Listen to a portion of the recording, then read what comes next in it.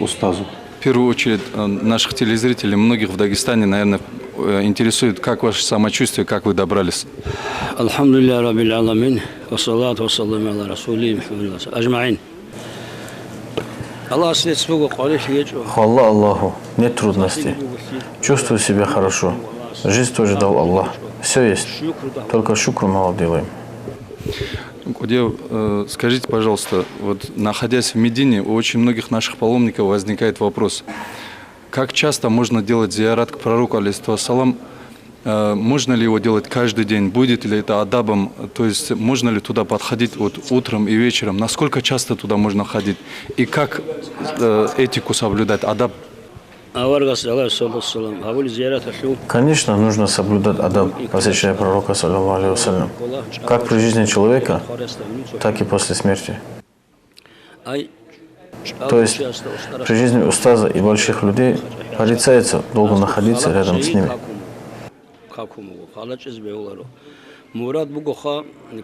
Наша цель – просить то, что нам нужно, и коротко завершить. Если получается, лучше всего посещать пророка после утреннего и третьего намаза. Так лучше всего. Это если возможно. А если нет, то как хоть 1, 2 или 3 раза, совершив зиярат, для нас вреда не будет, кроме пользы. Пророк при жизни был для нас рахматом, и после смерти тоже остается милостью. Когда бы ни пошли и сколько бы ни ходили. Но надо, конечно, знать, как приходить и уходить. Самое тяжелое для сердца, здесь, думаю, можно об этом сказать, это шум людей, который бывает рядом с зияратом. Это совсем неправильно.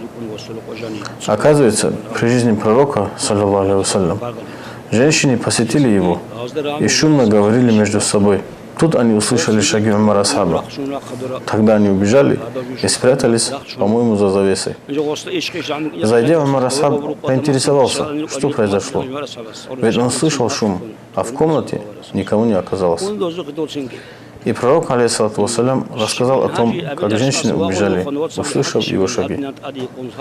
Умар асхаб подошел к ним и поругал их за то, что они беспокоили пророка своим шумом.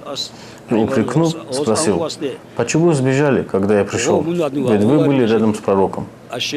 Тогда женщины ответили, пророк нас не ругает, как ты. Разве можно беспокоить пророка, алейхиссалату вассалям, из-за того, что он нас не ругает? Такой же адаб, как при жизни, нужно соблюдать к нему и после смерти. Долго не задерживайтесь. Как нам хочется, дуа читать тоже не получается. Мы же видим, как много людей хотят посетить его. Если отойти чуть дальше, тогда получится. Необходимо приспосабливаться. А так, от души спокойно делать там не получается. Самое главное – это то, что в сердце. Дайте сначала с адабом салам, затем просите, что хотели бы, и обращайтесь с мольбой к Аллаху. О Аллах! Ради Твоего Хабиба прими мою просьбу и к нему тоже взывайте. О посланник Аллаха, Ты проси Всевышнего исполнить мою просьбу. Вот это смысл посредничества.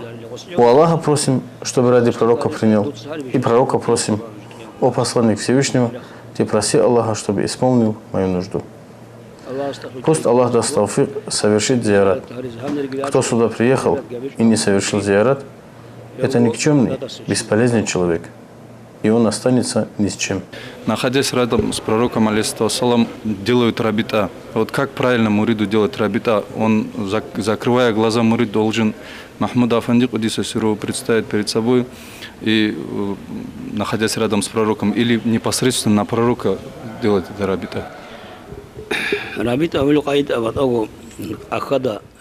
О том, как делать рабита, написано в книгах, и мы рассказывали об этом. Делая рабита, представляет перед собой Махмуда Афанди. С правой стороны от него будет пророк, алейхиссалату вассалям, а слева Абу Бакр, разъяллаху анху. Сердцем мы направим к Махмуду Афанди. Так делает рабита. Поскольку спросили, и это больной вопрос, скажу о том, как делать муракабу перед зияратом. Тот, кто находится в ма'ияте, ему никто не нужен. То есть, ему нет необходимости Махмуда Афанди. Он берет файз от его зата тела. берет файз к своему сердцу. Это тому, кто делает муракаба ма'ият.